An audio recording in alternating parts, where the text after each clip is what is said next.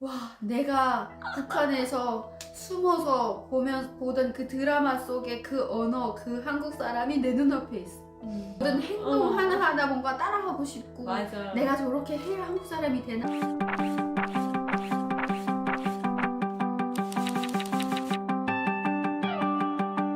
안녕하세요.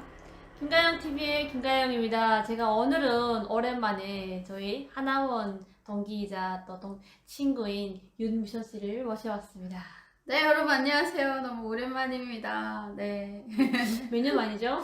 거의 이제 1년 만이 아닌가요? 그쵸? 네, 1년 거의 가깝게 지금 맞아요. 오랜만에 여러분들을 보러 왔습니다. 아니 근데 이게 묘한 게요. 지금 두 병아리가 앉아있는 느낌이 들죠? 야, 저번에도 우리 아니 그러니까 저번에도 저희가 또 어떻게 우연히 또 맞아. 너랑 옷 입었는데 오늘 또 똑같이 또 이렇게 너랑 옷 입었더라. 이건 진짜 저희가 짠 거 절대 네, 아닙니다. 절대 저번에도 우리 이렇게 해명을 했었어, 진짜. 그러니까 둘이 보는 순간에 깜짝 놀랐네요. 저번에도 우리 지금 맞춰서 입은 것처럼 입었는데. 아이 그러게. 저번에도 노란색이었지. 노란색. 저 그러니까 우리가 서로 노란색을 좋아하나 봐요. 네. 그러면 일단은 저희 저번에서는 윤미소 씨에 대해서 뭐 한국의 정착 과정에서 겪은 이야기를 했다면 오늘은 이렇게 밝고 예쁜 미소 씨가 어떻게 탈북했으면서 또 대한민국 정착 초기에 자충우돌했던 그런 에피소드를 나눠보도록 합니다. 네. 일단 먼저 우리 지금 모르시는 분도 계시니까 고향이 어디시죠? 네, 양강도 해산입니다. 그것에서 몇 년도에 탈북하신 거죠? 2013년, 아니지. 2010년도에 했죠. 아, 10년도에 이제 탈북을 해서 네. 중국에서 한 2년 반 살다가 한국에 입국한 게 2013년도. 그렇죠. 그랬죠. 북한에 있을 때 한국에 대해서 접했던 적이 있나요? 북한에 있을 때요? 네. 아유, 너무 많죠. 한국에 대해서 접한 거는 뭐 직접적으로 접했다기보다는 TV나 이런 네. 뭐 매체들 통해서 간접적으로 접했고, 네. 그리고 화장품도 오, 이제 어떤 한국 화장품? 그 꽃을 든 남자라는 브랜드가 있어요. 네. 진짜로. 우리 연배 맞죠? 분명히? 그럼요. 네, 저도 썼습니다. 네. 거기 가장 유명했던 게 뭐냐면 각질 제거제. 그러니까 음. 얼굴 각질 제거를 하는 건데, 이제 고마지 타입이라고 해서 얘는 각질을 이렇게 발라가지고 이렇게 밀면은 진짜 때처럼 밀리거든요. 맞아. 근데 이게 각질 제거를 해서 밀리는 거라고 생각을 못했고, 내 때가 일어나는 줄 알고, 얼굴에. 한국 제품은 너무 진짜 좋구나. 이거 진짜 그냥 올리서 봐서 때가 막 일어나네? 이러면서 진짜 난 너무 당황스러웠지. 왜냐면 저는 또 때 얘기하니까 우리 한국이 떼비누 엄청 인기 있었거든요. 북한에 있을 그치, 때. 막 참수 네, 떼비누, 맞아요. 막 오이 이런 떼비누, 거, 막 오이 이런 거. 떼비누 막 이런 거 되게 재밌었던 게, 그때 이제 사촌 오빠가 있었어요. 근데 우리 사촌 오빠 친구 그리고 내 친구들 이렇게 같이 모여 있는 자리였어. 우리 친구 애들이랑 오빠네 친구 애들이랑 되게 막 썸 타는 이제 그런 애들도 되게 많았거든요. 근데 우리 오빠의 친구가 이 떼빈을 크림인 줄 알고 이렇게 발랐는데 조금 있다가 뭐가 이렇게 쭉 일어나는 거야. 그러니까 본인이 너무 당황한 거예요. 왜냐면 창피하거든. 그렇지. 그 우리 친구 애들, 여자애들 옆에 이렇게 앉아있는데 갑자기 여기에 때가 쭉 일어나니까 너무 창피하니까 일어나가지고 갑자기 당황해서 어딜 나가는 거야. 그래서 나는 속으로 일단 너무 웃기는 거야. 그게 일어나는 게 맞는데, 그래서 놀려주고 싶어가지고 아무 말도 안 하고, 와, 오빠 얼굴에 때 일어났네 막 이러면서. 왜냐면 또 이렇게 한국처럼 막 깨끗하고 환경이 잘 되는 곳에 살다면 그치. 뭐 얼굴 때가 일어나도 그게 쑥스럽거나 그런 걸 모르죠. 근데 모르죠. 북한에는 워낙 더럽다 보니까 맞아요. 얼굴에 때가 일어난다고 하면 그 순간 바로 탈락이죠. 맞선에서. 네. 그러면 북한에 있을 때부터 미서 씨는 신세계를 경험한 것 같은데요. 그쵸. 네. 탈북 계기가 혹시 있을까요? 탈북 계기요? 네. 너무 많죠. 탈북을 해야 되는 이유는 너무 많고, 그리고 심지어 그 화장품이 그게 신기해가지고 그거 하나를 쓰기 위해서 얼마나 많은 노력을 해야 됩니까, 북한에서. 어떤 노력을 했었나요? 일단은 친구들이 오면 그 화장품을 숨겨야 돼. 그렇지. 꺼내놓으면 안 돼. 그 한국에서 온 그런 어떤 제품이 있다는 것 자체가 이 집은 감시 대상이 돼버리니까. 맞아요. 그럼 쓰면 안 돼요. 그러니까 이걸 쓰기 위해서는 어떻게 해야 돼? 한국을 가는 수밖에 없죠. 어찌 보면 옛날에는 그 먹고 살기 힘들어서 탈북을 한다거나, 아니면 그 이미 한국이나 중국에 가족들이 와 있어서 탈북을 하는 경우가 되게 많았지만, 우리 때 같은 경우에는 먹고 살고 이런 문제보다는 그렇죠. 누리고 싶은 것에 대한 자유로움이 더욱 간절했다고 해야 될까요? 그렇죠. 맞아요. 근데 그 중에서 또 저 같은 경우에는 어쨌든 뷰티, 음. 패션, 음. 메이크업, 꾸미는 거 이런 거에 대한 어떤 그 자유의 갈망이 심해서 그래서 좀 더욱더 힘들었겠어요. 네, 너무 힘들었어요. 음. 네, 그래서 탈북을 하려고 했었죠. 진짜. 그러면 탈북을 하기 전에 한국에 무조건 갈 거라고 목표하고서 탈북 결심한 거예요? 그쵸? 처음부터 나 저기 한국을 꼭 가고 싶다. 왜냐면 한국 드라마를 보다 보면은 그 속에 나오는 인물들 있죠. 그러니까 예를 들면 천국의 계단이에요. 거기에서 이제 그 최지우가 스타일리스트 막 하려고 그렇죠. 엄청나게 이제 막 들고 보따리에다 들고 막 다니면서, 네. 다니고 하잖아요. 근데 그런 것들을 보면서 한국에는 저런 직업도 있구나. 그러니까 그 여자 자체는 너무 예쁘고 그 안에 나오는 연예인들도 너무 멋있고 예쁜데 이 연예인들을 케어해주는 스타일리스트라는 직업이 있다는 게 더 저한테는 놀라웠거든요. 저 여기 한국이라는 곳에 가면 나도 이런 직업들을 다양하게 체험할 수 있겠구나라는 그런 것들이 좀 놀라웠었죠. 그럴만도 한데요. 그러면 바로 한국 갈 줄 알고 중국에 왔는데 그게 안 됐던 거잖아요. 그치. 압록강 이제 딱 발만 건너면은 나는 바로 한국 대사관으로 가가지고 비행기 타고 한국으로 도착할 줄 알았는데 그게 아닌 거지. 그럼 어떻게 된 그러니까 거야? 심지어 그 친구라는 그러니까 완전 친한 친구는 아닌데 그 친구 애한테 나는 중국을 통해서 한국을 가고 싶어 라고 얘기를 했을 때 그럼 중국에 가서 돈을 좀 벌다가 자기 부모님이 중국에서 식당을 하신대요. 그러면 그 식당에 가서 돈을 좀 벌고 있다가 뭐 다시 북한으로 오고 싶으면 와도 되고 아니면은 한국 대사관으로 들어가서 그냥 바로 한국을 갈 수 있어 라고 얘기를 했기 때문에 나는 그래 하고 이제 딱 중국으로 간 거죠. 근데 웬걸 속은 거죠. 어디로 간 거예요? 그 바로 이제 조선족들이 이제 그 받는 그곳에 이제 어찌 보면 팔려간 거죠. 인신매매 브로커 집에 이제 팔려가다시피 해서 거기를 가가지고 기다리고 있었죠. 나도 남자 이렇게 중국의 어떤 그런 남자를 어떡하냐. 만나서 이제 결혼을 해야 된다고 해서 전혀 그 사실을 알지 못하고 나는 그냥 나 여기서 언제 식당을 나가서 돈 벌 수 있을까 그냥 이 생각만 하고 있었죠. 그 나를 받았던 그 브로커가 이제 조선족인데 남자들을 데려다가는 이제 그 맞선을 보게 해야 하는 거예요. 그때 미쇼 씨 나이가 몇 살이었죠? 저 20살이었죠. 아유 진짜 막 욕 나오는. 그럼요. 그래서 딱 도착을 했는데 내가 알게 된 계기가 한 3일을 있었는데 15살이랑 18살짜리 이 친구들이 들어오길래 니네도 이제 뭐 식당 가서 돈 벌고 아니면 한국 가려고 왔구나 라고 생각을 했는데 그 다음날인가 사라진 거예요. 아유. 얘네가 어디 갔지? 어디 갔어요? 라고 하니까 얘네는 시집을 가고 싶어 해가지고 좋은 남자를 소개를 시켜서 시집을 갔어 라고 얘기를 하는 거예요. 그래서 그래요? 그렇게도 가는구나 라고 생각을 했는데 며칠 있다가 2명이 또 들어오는 거예요. 얘네도 들어왔다가 또 나갔는데 다시 한 명이 돌아왔어. 너는 왜 돌아왔어? 라고 물어보니까 그 남자 쪽에서 자기가 마음에 안 들었던 거예요. 근데 그 남자가 심지어 몇 살이었냐면 거의 50 다 돼가는 남자한테 20살짜리가 이렇게 시집을 가려고 그렇게 간 거예요. 근데 그거마저도 남자 쪽에서 싫다고 해가지고 다시 돌려온 거죠. 그럼 미쇼 씨는 어떻게 된 거예요? 저는 이제 그 소리를 딱 듣고 나서 뭐지? 그때 알았죠. 나 여기서 인신매매라는 걸 당할 수도 있겠구나라고 생각을 했죠. 그리고 그 다음부터 나를 이제 보낸 그 친구를 무조건 찾아야 돼요. 내가 이곳에서 탈출을 하려면 탈출을 할 수 있는 어떤 그 탈출구를 찾아야 되는 거잖아요.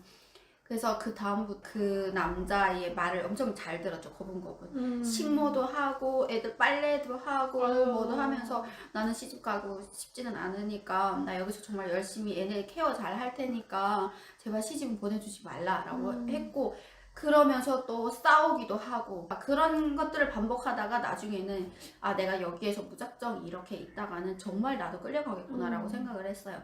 그리고 나서 그 팔아넘긴 친구의 전화번호를 찾아야 되는데 찾았어요? 못 찾겠는 거예요. 7개나 되는 거예요.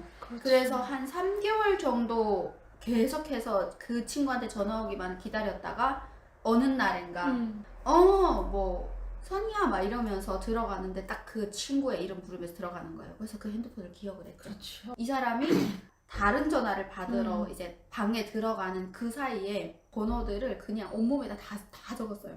이제 그 폰을 적었는데 막 온몸이 진짜 막 불같이 달아오는 거야. 너무 막 무섭고 떨리고 막 이래가지고. 그리고 어느 날인가 이제 본인이 바쁘면 밥을 해놔라 뭐 해놔라 이렇게 그렇죠. 시켜야 되는데 나한테 폰이 없으니까 그게 답답하잖아요. 그러니까 공기계를 나한테 준 거예요. 그래서 그 핸드폰을 받고 나서 그 다음부터 수도 없이 전화를 하는 거죠. 매일매일. 진짜 3개월 만에 그 친구한테 연락이 나왔어요. 그래서 나야 다음부터 막 엄청 욕이 막 나가고 나 여기서 진짜 내가 탈출해서 북한으로 다시 돌아가서 너를 인신매매로 그냥 쳐넣을 수 있으니까 나 여기서 빠져나갈 수 있게 해. 그때 이제 번호 하나를 받은 게 한국에 살고 있는 어떤 할머니의 번호를 받은 거예요. 네. 어느 날인가 이제 부식물 사러 그 사람이랑 나간다. 같이 장마당에 갔다가 거기에서 화장실 가는 척 하면서 그 옆에서 기다리고 있다가 차를 타고 도망친 거예요. 어찌 보면 뭐 하나의 영화같이 탈출했는데. 그쵸. 이게 좀 말로 이렇게 얘기를 하면 정말 별거 아닌 것 같지만 그렇지. 그 상황들이 나는 다시 돌아가라면 나 다시 가서 그렇게 할 수 있냐고 물어본다면 못하죠. 못해요. 그러면 진짜. 꿈에서도 싫은 그런 악몽이나 같은 건데, 그러면 3개월 동안 그 브로커 어찌 보면 수발을 들면서 거기에서 나는 제발 안 팔려가려고 아등바등 뭔가 힘을 쓰면서 3개월을 버틴 거잖아요. 그쵸. 그 후로는 그냥 바로 한국에 오신 거예요?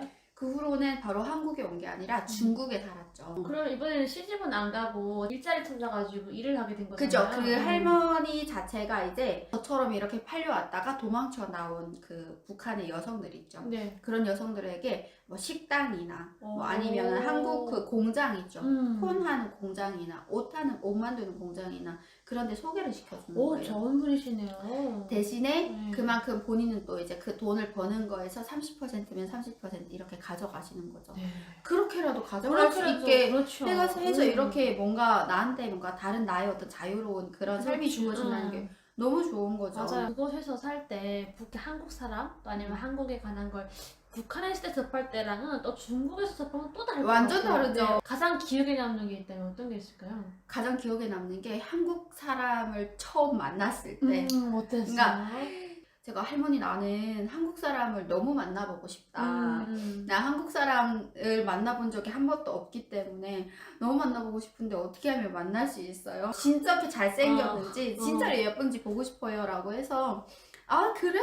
언니 할머니 사이가 한국 사람이야. 그래가지고 그럼 어떻게 만날 수 있어요? 라고 해서 밥을 먹는 자리가 있었어요. 근데 이제 그 딱 두 분이서 이제 걸어오시는데 너무 잘생긴 거예요. 그래서 이거는 진짜 한국 사람들은 정말 이렇게 잘생겼구나. 진짜로 그 남남녀에 나오는 그런 느낌인가? 라고 생각을 했었거든요. 얼어서 밥도 제대로 못 먹었어요. 진짜. 그러니까 그 사람이 잘생기고 뭐 다 떠나서 일단은 한국 사람이라는 것 자체만으로도 굉장히 뭔가 나한테는 엄청난 이제 그 일이거든요. 그쵸? 그렇죠. 맨날 TV만 봤다. 맨날 TV로만 계속 보고 있었는데 그게 내 눈앞에 현실로 딱 그 보여지니까. 근데 제일 내가 놀라웠던 건 뭐냐면 한국말을 하는 거예요. 그때 당시에 그 듣는 한국어는 굉장히 거의 뭐 고생하셨어요 막 이러면서 와 내가 북한에서 숨어서 보던 그 드라마 속의 그 언어 그 한국 사람이 내 눈앞에 있어. 진짜 밥이 콧구멍으로 들어가는지 구멍으로 들어가는지 잘 몰랐어요. 그렇겠어요. 항상 갈망하던 그 한국. 근데 그치. 진짜 사는 사람이 왔으니까. 내 눈앞에 딱 보이니까. 한국 사람이 그 마시는 물도 달라 보이잖아요. 진짜. 한국 사람이 하고 있는 거는 뭐든 다 달라 보여. 모든 행동 하나하나 뭔가 따라하고 싶고. 맞아요. 내가 저렇게 해야 한국 사람이 되나 막 이런 느낌도 들었었고. 맞아. 그때 생각하면 누구나 같은 것 같아요. 내 처음 만나본 한국 사람은 맞아요. 진짜 안 잊혀지는 것 같은 한국 사람도 만나보고 네, 그렇게 하다가 한국을 오게 됐잖아요. 탈북 과정은 루트가 어떻게 되는 거죠? 저 이제 뭐 다 비슷하게 오겠지만 뭐 라오스, 태국 이렇게 거쳐서 한국으로 오잖아요. 버스를 탔는데 가는 검문소마다 설 때마다 막 심장이 그냥 다 쪼그라서 없어지는 거예요. 너무너무 무서워가지고 진짜 하나님, 부처님, 조상님 진짜 다 부르면서 기도를 하는 것 같아요. 아유. 제발 저 경찰들이 제발 무사히 좀 지나가게 해달라고. 음. 자, 그렇게 해서 이제 태국 라오스까지 오고, 라오스에서 또 국경을 넘는 게 또 힘들었죠. 엄청나게 힘들잖아요. 그때 신발을 진짜 제가 이렇게 좋은 가죽 신발을 이제 신었었는데 9시간 사이에 앞코가 이렇게 벌려져가지고 발끝마다 이제 피멍 막 들고 피 터지고 막 이런데 그게 안 아픈 거예요. 모르는 모르지. 거예요. 네, 통증을 모르는 통증 못 느끼는 거예요. 그리고 다 거의 산 언덕을 올라와서 발 아파가지고 조금 잠깐 앉았는데 발이 너무 아픈 거예요. 보니까 신발 다 터지고 난리 난 거예요. 배고프고 힘든 고생이 아니라 그쵸. 이 정신적 고통도 같이 겪기 때문에 다시 경험하고 싶지 않은 그런 경험들이거든요. 그러면 태국 걸쳐서 대한민국 인천공항으로 오신 거죠? 그쵸. 네, 중국에서도 한국 사람이라고 하면 정말 이 온몸이 막 바들바들 막 떨릴 정도로 정말 신처럼 네. 신처럼 그 사람을 봤는데 네, 꿈의 나라. 네, 어땠어요? 일단 공항에 딱 도착을 해서 딱 내리는 순간 주변의 모든 사람들은 다 그냥 꿈속에 그냥 걸어다니는 사람, 내가 꿈인가 이게 뭔가. 그리고 우리 국정원에 그 인도해 주시는 분도 심지어 한국 사람이잖아요. 그렇지. 근데 그 사람들이 너무 무섭잖아요.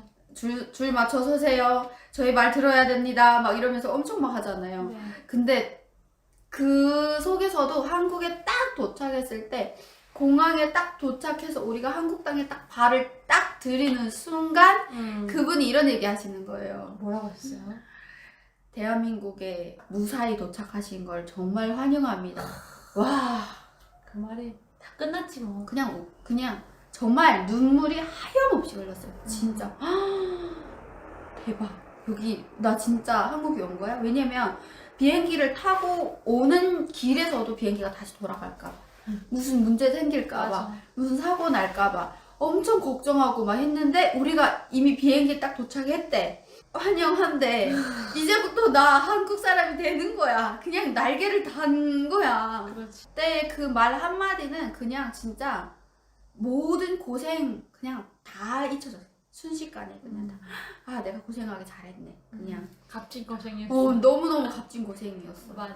그리고 공항을 딱 내려서 이제 그 쫙 걸어가는데 그 옆에 막 여행객들 많고 한국 사람들 막 북적이고 공항 그 유니폼 입은 멋있는 사람들이 막 서 있고 수트 정장 딱 이렇게 해서 입고, 와, 나 진짜 나 이제 이런 세상에서 살게 되겠구나. 나 진짜 너무 오길 잘했구나. 진짜 너무 고생 많았네. 라는 이제 그런 정말 근데 생각들이 그때는 왜 들었죠. 그랬을까요? 딱 보는 그 순간에 그 사람들 말 한마디에 한마디에 그냥 막 이 진짜- 신심 생겨가지고 그죠. 예, 막 어디서 그런 힘이 났는지 막 으쌰으쌰 하게 되고 그죠. 와, 공항, 인천 공항. 와, 대박. 너무 멋있어. 이런 곳에서 나도 이제 살 수 있네? 좀 그런 마음들이 들었던 거죠. 얼마나 갈망하고, 그것 때문에 북한에서 얼마나 수많은 사람들이 잡혀가고, 고생하고, 감옥 가고, 사형까지 당하고, 얼마나 고생을 많이 하면서 그런 속에서 살았었어요. 또 미셔 씨도 또 북한에서도 그랬고 또 중국에서도 한국 가려고 떠났던 길이었는데 그쵸. 잘못하면 20몇 명까지 갈 수 일단 있었고 그렇죠. 예, 여러 가지 네. 고생이 많았으니까 너무 근데 많았죠. 그러면 또 국정원에 들어와서 또 저도 만나게 됐지만 네. 국정원에 들어오면은 조사 과정이다 보니까 충격적인 부분도 많이 있긴 하거든요. 국정원에서 가장 충격적인 부분이 있다고 하면 어떤 게 있었을까요? CCTV. CCTV CCTV. 가는 곳마다 이 CCTV가 나의 어디까지 볼 수 있을까? 너무 신기한 거죠. 저기 하나 달려있는 게 나의 모든 것들을 다 이제 관찰하고 조사할 수 있고 한다는 게 너무 신기했고, 그리고 저 CCTV를 도대체 어떻게 하면 나는 편하게 발 뻗고 잘 수 있을까? 옷도 못 벗고 심지어 자고. 그게 제일 진짜 조금 당황스러운 일이었고 신기했던 일이었던 것 같아요. 그런데 CCTV가 우리 호실에는 없잖아요. 조사하는 실마다, 우리 조사실 가면 네. CCTV가 다달 1인실 우리 들어가잖아요. 네. 그럼 1인실 그게 들어가면 있었나요? 당연히 제 기억으로 있죠. 없었던 걸로 알고 아니요, 왜냐면 아니요. 그게 인권에 관련된 거라서 없었던 걸로 기억하고 있는데 그래서 저희가 없는데 어딘가는 있을 거야라는 의심으로 저희들이 CCTV가 없었었나요? 나는 네. 왜 있었던 그러니까 제 기억으로 없는 걸 알고 있는데 그랬어요? 네, 없었나요? 제 기억도 모르겠어요. 하도 오래돼가지고. 맞아요. 그렇지만 이것만은 확실해. 나는 감시를 받고 있구나. CCTV는 참 신기하구나. 그러니까 사람이 없는데도 다 이제 볼 수 있다는 게 그게 정말 신기했던 것 같아요. 진짜. 한국 하면은 이 의료 기술을 빼놓을 수가 없거든요. 그- 저 같은 경우에는 사회에 나와서 이런 의료 경험을 하면서 와 했는데 미셔 씨 같은 경우에는 국정원에 있을 때 그쵸. 저는 국정원에 네. 있을 때 실려갔었어요. 그렇죠. 응급실. 미셔 씨는 국정원에 있을 때 의료 신세계를 일단은 맛보게 된 건데 그쵸. 그때 네. 당시에는 어땠어요? 좀 놀라웠을 것 같기도 해요. 모든 게 다 놀라웠지만 음. 그러니까 나는 또 그 국정원 내에서 이제 그 119라는 그 차를 타고 실려갔었다 보니까 솔직히 실려가는 그 순간에도 아픈 것도 너무 아픔이지만 내가 어디로 실려가는 건지도 너무너무 두려웠고 아 내가 도대체 어디로 가고 있는 거지? 내가 여기를 간다는데 여기 갔다가 오히려 나의 어떤 다른 좋은 부분을 이제 뺏기고 오면 어떡하지? 119라는 것도 처음 보잖아요. 그 북한에서는 어떤 생각을 해요? 한국은 이제 썩어 병든 나라여가지고 모든 게 돈이 없으면 안 되고 이제 병원 가도 뭐 돈이 없으면 수술도 못하고 막 이런 것들을 많이 듣잖아요. 그래서 병원을 딱 들어가서 도착을 했는데 병원 시설 자체가 우리 그 해상 같은 경우는 사실은 병원이라고 하나가 이렇게 있기는 한데 병원에 들어가면 병동이 무슨 그냥 방 하나 있고 침대 하나 있고 뭐 이런 느낌이고 맞아. 우리 뭐 이런 것도 없잖아요. 뭐 링고를 걸 수 있는 뭐 없죠. 이런 것도 없고 뭐 진찰할 수 있는 뭐 MRI가 있길 하나 초음파가 있길 하나 절대 없잖아요. 근데 거기 딱 들어가는 순간에 막 그 의사 선생님들이 가운 다 입으시고 그냥 TV에서 보는 그런 멋있는 어떤 모습으로 그냥 네 상냥하게 막 이렇게 얘기를 하고 하니까 그냥 아픈 건 아프지만 구경하기에 너무 바빴던 것 같아요. 진짜 누워 있는 상황에서도 이 신기한 이 시설 자체가 너무 그랬고 또 가장 충격적이었던 거는 저는 맹장 수술을 했는데 북한에서 맹장 수술을 하면은 수술 자국이 그냥 아예 그냥 길게 이렇게 해서 깊게 있잖아요. 근데 수술이 끝났어요. 다 끝나고 나서 어디 수술했어요? 봤는데 딱 세 군데를 그냥 바늘로 퐁퐁퐁 찍어받은 느낌인데 진짜 저 맹장 수술하신 거 맞아요? 진짜 어디를 어떻게 했어요? 여기를 어떻게 칼이 들어가요? 너무너무 신기한 거예요. 그랬을 것 같아요. 그러니까 사람들이 얼마나 부러워하겠어요.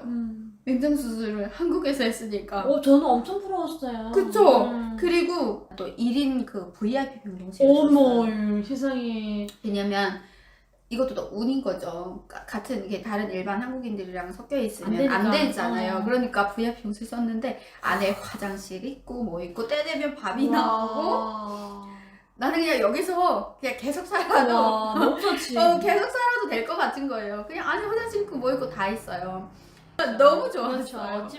어찌보면 드라마에 나오는 사모님들, 회장님들이 입원해 있는 그죠. 입원실에서 누워 있었으니까 얼마나 행복했어요. 그죠. 저 같은 경우에는 그때 미선 씨가 국정원 수술 받고 들어왔을 때 다들 막 그러는 거예요. 어머, 쟤 수술한 거 맞냐고. 수술한 애가 수술 자리가 없대. 수술 자리가 어. 없어요. 그리고 그래서- 그 우리 같이 있는 한 언니는 이제 북한에서 수술하고 오셨는데 저한테 와가지고 이제 수술 자국 보여주시면서 너 보자고. 그래서 이제 보여주니까 어머 세상에 어머 세상에 나도 여기서 받고 싶다고. 그래서 저는 또 이렇게 또 으쓱해가지고 맞아요. 언니 그거 수술 자국도 흉터도 없앨 수 있대요. 여기에서는 의료 기술이 발전해가지고요. 막 이러면서 그러니까 물어봤거든요.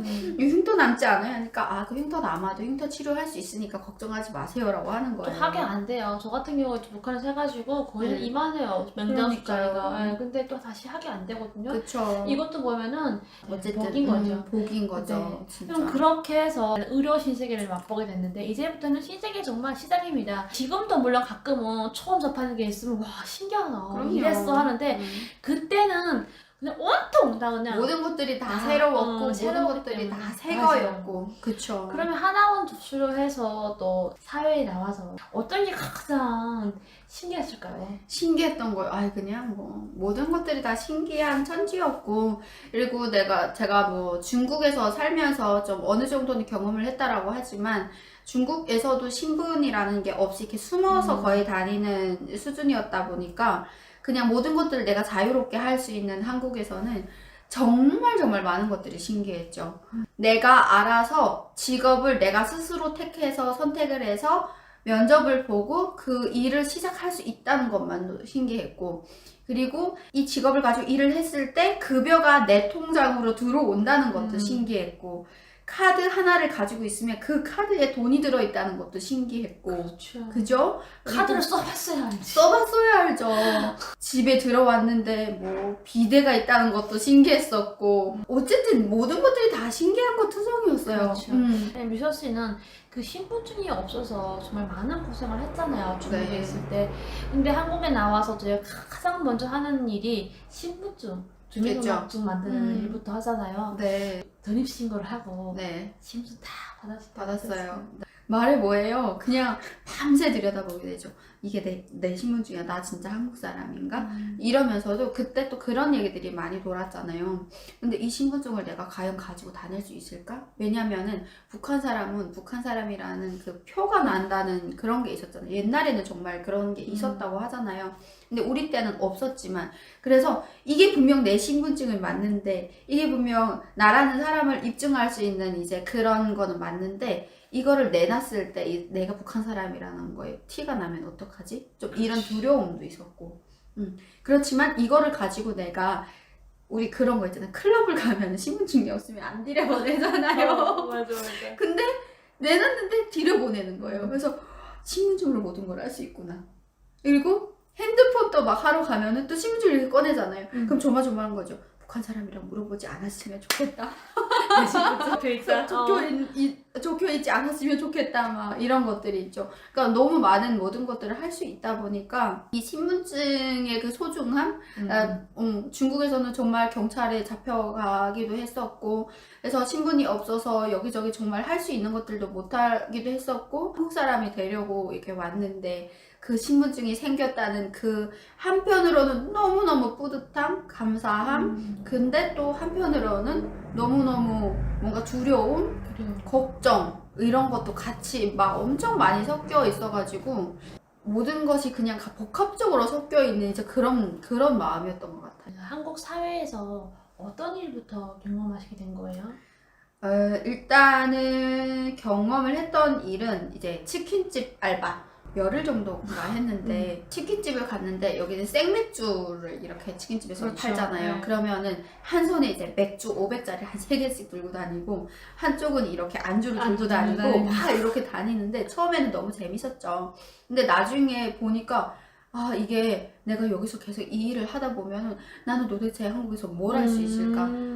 난 도대체 여기서 계속 이 일을 하다 보면 무슨 비전이 있을 수 있을까? 내가 분명 하고 싶은 게 있어서 한국에 왔는데, 그래서 이제 그만두게 되죠. 그만두고 나서 이제 알바 천국이라는 거를 알게 돼가지고 밤새 찾으면서 봤는데 중국어 우대 알바가 있는데 인천공항 면세점이 있는 거예요. 인천공항 딱 도착했을 때 그 인천공항 해서 다 봤는데 인천공항 이제 신라 면세점에서 이제 중국어 가능한 직원을 채용합니다라고 딱 되어 있는 거예요. 그래서 아싸, 나는 중국어 가능하면은 가능하지. 되겠구나. 근데 중요한 건 중국어만 가능해서 안 되는 거죠. 뭐가 있었어요? 왜냐면 면세점 같은 경우에는 일단은 무조건 이제 대학교 졸업증 다 있어야 되고, 그리고 내가 영어, 중국어 뭐가 다 돼야 되고, 어떤 뭐 경험도 있어야 되고, 심지어 가니까 그래요? 해외 유학 다 면세점이? 다녀온 사람들도 진짜요? 편법을 썼죠.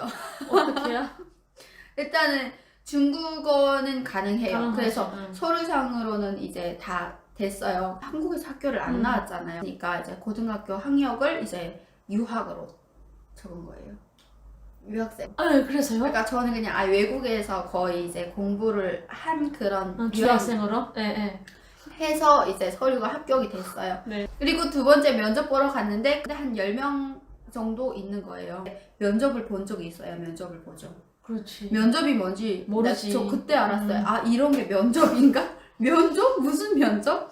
보러 갔는데 물어보니까 아, 저는 뭐 일본에서 유학 나왔고요. 아, 저는 중국 뭐 무슨 베이징 대학교에서 나왔고, 여기는 어느 지금 자기는 어떤 이제 일을 하고 있다가 화장품과 관련된 자격증이 있는 사람들 있고, 너무너무 많은 거예요. 그래서 나는 자신감이 확 하락을 했죠. 그렇지. 어떡하지? 자기만의 그런 이제 어떤 이제 메리트가 있으면 얘기를 해보라는 거예요. 한국은 면접을 참 이렇게 보는구나.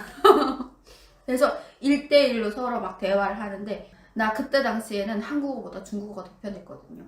중국에서 온 지 얼마 안 됐고 이제 계속 중국에서는 중국어가 그냥 살려고 배우는 그렇지. 언어였잖아요. 그러니까 누구보다도 중국어를 잘했어야 되기 때문에 그래서 저는 좀 이제 다른 친구들은 저는 어디에서 이런 경험도 있고요. 그래서 화장품 자격증도 있으면서 그래서 저는 이렇게 해서 기회만 주시면 정말 열심히 잘하겠습니다. 기본적으로 이렇게 깔려가야 그렇지. 되는데 저는 중국에서 정말 오래 산 경험도 있었고 중국어를 하는 거예요.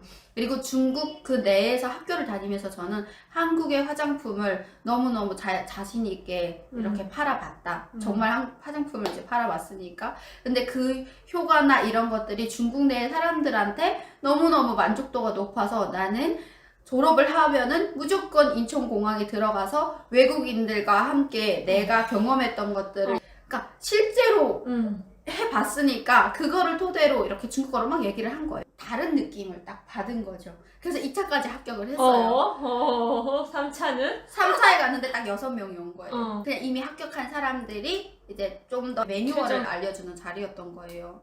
그렇게 해서 인천공항을 들어갔어요. 그래서 매장이 뭐였어요? 미샤. 일단 딱 들어갔어요. 들어가서는 어땠어요? 진짜 너무 신이 났던 거죠. 그 동네방네 언동에 다 자랑하고 다니고 그리고 그 면세점을 들어가려면 우리 뭐가 있어요? 이게 카드가 출입증이 딱 있어야 되고 우리는 보안을 통과를 해야 돼요. 너무 뿌듯하고 찍을 때마다 찍을 때마다 이렇게 찍으면서 너무 뿌듯하고 너무 그러고 또 유니폼이 이제 빨간색이었거든요. 유니폼 빨간색이고 유니폼 다 이제 착용을 하고 앞에 이제 사원 카드 딱 가지고 들어가고 내가 직업을 잡은 중에 너무너무 잘했다고 생각을 하는 것 같아요. 처음에는 너무너무 좋았고 6시에 출근을 해야 되는데 심지어 5시에 나와가지고 기다리고 있었고 문도 안 열고 막 있는데 너무너무 좋아서 기다리고 있었고 들어가서 그냥 막 세팅하고 화장품을 진열하고 쓸고 닦고 막 너무 좋아하니까 그리고 다른 매장 가가지고 막 이렇게 보기도 하고 너무 재밌는 거는 휴게 시간이라는 게 또 있어요. 그러면 직원 전용 휴게실이 있어요. 가가지고 커피 마시면서 수다 떨고 이게 복지 잘 돼 있죠. 너무너무 좋았던 게 한국의 현실 속에서 일을 했었다는 게 너무너무 나한테는 도움이 많이 됐던 것 같아요. 뭐 이제 황당하고 재밌었던 에피소드는 돈이 월급이 들어왔는데 좋기는 해요. 근데 이제 면접을 봤을 때 그 돈은 분명 예를 들면 150만 원이었는데 140 몇만 원밖에 안 들어오는 거예요. 너무너무 궁금한 거예요. 근데 이거를 물어봐야 되는데 물어보면은 모르는 사람이 되잖아요. 탈북민이랑 도전하지. 누구한테 물어봐. 탈북민이랑 들통을 아까 아무것도 모르는 사람이니까 어떻게 물어보지? 그래서 그 모르고 한 6개월을 지났어요. 그냥 주는 대로 받고 모르고 6개월이 지나고 나서 그 다음에 종합소득세 신고를 하는데 그런 것들을 막 이제 얘기를 해주는데 이걸 또 알아야 될 말이죠. 이걸 어떻게 알아야 되지? 그러다가 이제 세금 신고해야 되고 국세청이라는 사이트를 다 알게 되고 그러다 보니까 거기 안에 들어갔는데 나의 급여 내역이 쫙 나와 있는 거예요. 그래서 원천징수 영수증이라는 걸 떼게 됐어요. 그걸 뗐는데 이제 그 급여에 150만 원 그리고 보험료, 건강보험, 무슨 보험 빠지는 거 딱 맞추니까 딱 맞는 거예요. 그래가지고 이야 6개월을 못하고 6개월. 그 6개월 동안 속으로 끙끙 앓고 있었다니까요. 떼먹는구나. 북한처럼. 한국에서 내 급여를 떼먹는구나. 이렇게 생각을 하고 있었죠. 그 말도 못하고. 속으로 끙끙 앓고 있다가. 그러면 미셔 씨 첫 월급 받았을 때 그걸로 뭐 했어요? 옷 사러 갔던 것 같아요. 옷을 사러 갔고 그리고 그 월급 받은 거를 가지고 이제 선물도 했었고 나한테 고마운 이제 사람들이 있어서 그 고마운 분들한테 선물을 했었고 그리고 이제 북한에 보냈었던 것 같아요. 많지는 않지 많은 돈은 아니었지만 이게 너무 소중하다 보니까 2월 달에 아마 입사를 했었거든요. 그래서 머지않아 3월이 저희 엄마 이게 생일이셔가지고 그래서 그 생일 그 제사를 지내야 되기 때문에 그래서 연락을 해서 엄마 제사 잘 지내달라고 해가지고 첫 월급은 아마 그렇게 썼던 것 같아요. 진짜. 자, 부모님 얘기가 나와서 제가 여쭤보는 건데 솔직히 조심스러웠거든요. 근데 많은 분들도 또 알고 계셔야 되니까 부모님에 대해서 살짝만 본인이 할 수 있는 데까지만 해줬으면 좋을 것 부모님이요? 같아요. 네. 그러니까 많은 우리 뭐 내로남불 이제 여러분들은 내려나가 바뀌었어요. 김가영 TV로. 김가영 TV로 바뀌었어요. 그래도 이제 내로남불부터 쭉 와주신 분들이 많으실 거잖아요. 그렇죠. 그리고 네. 지금도 계속 이제 애청을 해주시고, 그리고 또 이제 저 또한 자주 나왔고 이러다 보니까, 그리고 또 제 채널도 이제 미소픽이라는 채널도 있으니까 거기에도 또 시청해주시는 분들도 이미 저에 대해서 이제 아시는 분들도 또 많으시잖아요. 그런데 또 새로 이렇게 오신 분들을 위해서 잠깐 좀 말씀을 드리면, 엄마랑 아빠가 2살 때 이혼을 하셨어요. 저희 어머니가 굉장한 이제 여성이었어요. 엄청 이제 커리어도 엄청 있으셨고, 북한 어떤 그 지역에서는 그래도 굉장히 장사도 잘 하시는 분이셨고, 집안도 굉장히 괜찮았고, 그러다 보니까 이제 아빠랑 어떻게 이제 사이나 이런 문제로 인해서 이혼이라는 게 사실은 성립이 그렇게 막 쉽게 되지는 않지만, 그래도 북한도 돈 가지고는 또 다 해결되는 나라이기 때문에 이제 2살에 이혼을 하시고, 그리고 한 10살 되는 해에 학교를 졸업해야 되는데, 다른 애들은 이제 다 아빠들이 이렇게 있고, 뭐 학부형회나 막 평창을 타거나 뭐 아주 좋은 일들이 있으면은 아빠들도 많이 오는데 나는 맨날 할머니 손만 잡고 다니는 거예요. 그래서 나는 왜 아빠가 없을까라는 생각을 처음 하게 됐죠. 그래서 엄마한테 이제 얘기를 했죠. 엄마, 우리 아빠는 어디 갔냐고. 그래서 러시아 저기 소련에 돈 벌러 가셨으니까 돈 많이 벌어가지고 아마 올 거야 라고 하고, 이제 저희 어머니가 저에게 새아빠를 이제 소개시켜 주신 거예요. 그러다가 한 3년 정도를 이제 같이 살고 지내다가 이제 뜻하지 않게 조금 사고로, 그래서 저희 어머니가 제가 13살 되던 해에 돌아가셨어요. 그래서 13살 되던 해에 돌아가시고 나서 이제 그때부터 이제 제가 혼자가 된 거죠. 근데 제가 또 외동이었어요. 그래서 친척들도 있다 보니까 이제 친척집 여기저기 옮겨 다니면서, 그러면서 고등학교까지 졸업을 하고 이제 어떻게 하면 한국을 갈 수 있을까를 계속 고민을 하다가, 그러다가 이제 한국으로 오게 됐죠. 뭐 살아가는 게 사람마다 누구나 다 이제 사연은 다 안고 살잖아요. 근데 그 사연이 어찌 됐건 우리한테는 늘 마음 한켠에는 그런 게 있는 것 같아요. 살아 계시던 아니면 돌아가서 계시던 볼 수가 없잖아요. 갈 수가 없잖아요. 그러니까 항상 그 뭔가 마음에 계속 남아있는 게 있어서 계속해서 미안하고 좀 그런 마음들이 있는 것 같아요. 맞아요. 또 이렇게 오랜만에 또 다시 들으니까 가슴이 아프고 눈물 나는데, 저희가 이제는 한 9년 되죠. 근데 뭐 그쵸. 특별히 미소랑 뭐 솔직히 뭐 찐친으로 이렇게 만나가지고 자주 이렇게 하지는 못해요. 근데 제가 미소한테 마음이 가고 했던 이유는 이렇게 미소의 아픈 상처가 저랑 되게 많이 비슷해요. 부모님이 또 돌아가신 나이도 13살. 또 그 후부터 이렇게 좀 맞아.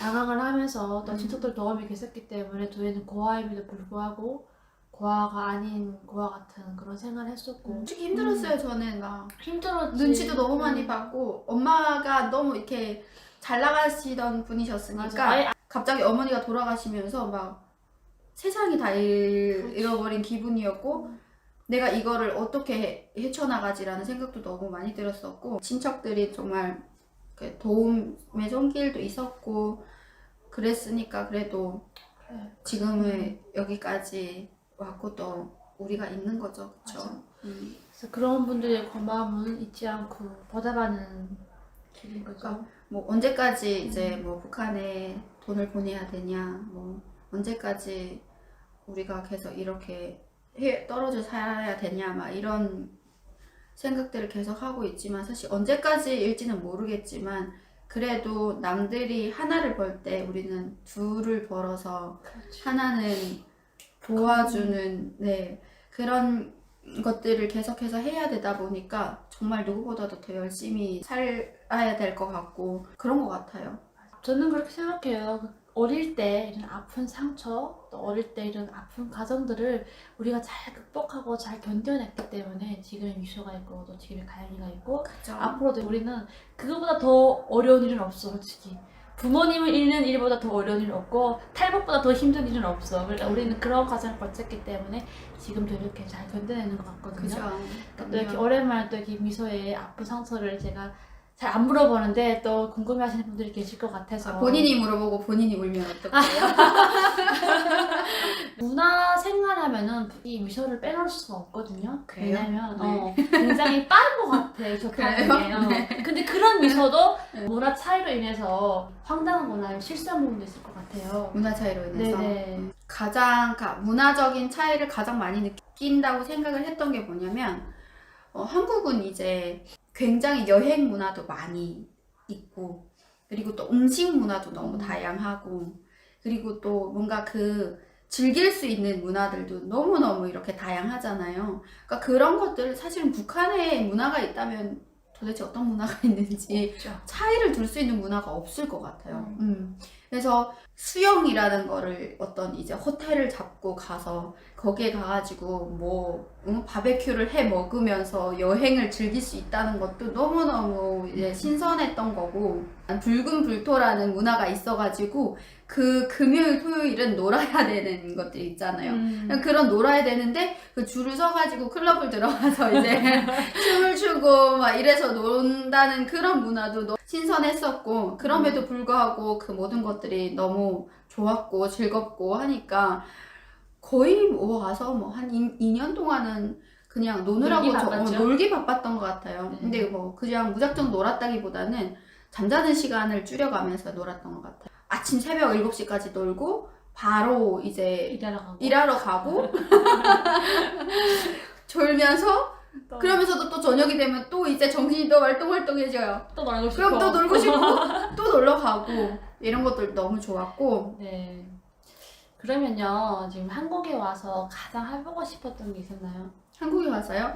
일단 운전을 가장 많이 해보고 싶었죠. 저 같은 경우에는 이제 한국에 와서 거의 막 몇 개월 안 있고 이제 운전면허를 딴 케이스고 북한은 사실 여자들이 운전하면은 상상도 못 하잖아요. 어떻게 해요? 농장 가면 트랙터 모시는 분들이 계시기는 하겠지만 승용차 자가용 내 차를 가지고 내가 운전을 해서 어딜 다닌다는 거는 너무너무 신선한 거였고 그래서 정말 오자마자 운전면허증을 땄던 것 같아요. 메이크업 아티스트가 돼서 연예인한테 스타일리스트를 해주는 게 진짜 꿈이었어요. 솔직히. 네. 연예인은 못 만나봤지만 네. 그래도 꿈은 이뤘다고 말할 수 있죠. 지금은 어떤 일을 하고 계시는 거예요? 지금 이제 이미지 컨설턴트라는 직업으로 이제 강의를 하고 있어요. 근데 이미지 컨설턴트라는 직업이 한국 사람들한테도 정말 생소한 직업이기는 한데 요새는 워낙 이제 많은 이미지 컨설팅을 해주는 강사들이 많다 보니까 요즘 TV에서도 굉장히 많이 나오더라고요. 그래서 퍼스널 컬러라던가 아니면 골격 스타일링이라던가 패션 컨설팅이라던가 메이크업이라던가 취업 면접 이미지 컨설팅이라던가 그 사람들이 좀 알게 되는 사회적으로 좀 이제 일반화가 되고 있는 추세인 것 같아요.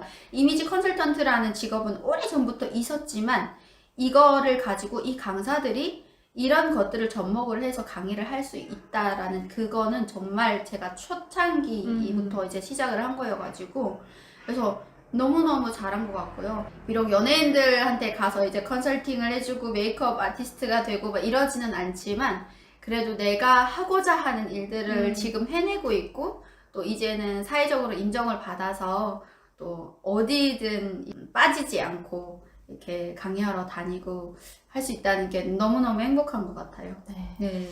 이제는 자리를 잡아서 네. 쭉 가고 있는 그런 모습이 너무 대견스럽고 박수해주고 싶다는 얘기를 하고 싶어요. 왜냐면 그때 당시에는 그거에 대해서 생소했거든요. 근데 이제는 정말 저도 그런 거 들으면 이거 미소가 하는 건데 이렇게 되거든요. 그래서 그럼 마지막으로 미소 씨가 하고 싶은 얘기가 있다면 어떤 게 있을까요? 하고 싶은 얘기요? 네. 여러분, 우리 또 김가영 TV로 바뀌었는데 이제 내로남불 때부터 꾸준히 또 사랑해주신 우리 시청자 여러분, 가영 씨 너무너무 열심히 이렇게까지 잘할 줄 몰랐어요. 처음에 유튜브를 시작을 할 때 사실은 둘 다 정말 벙벙했었거든요. 네, 마이크를 어떻게 착용해야 될지부터 시작해서 편집부터 시작해서 둘이 카페에 앉아가지고 엄청 열심히 편집하려고 노력했고 정말 2시간이면 할 거를 막 7시간, 8시간씩 이렇게 막 했던 적도 있고요.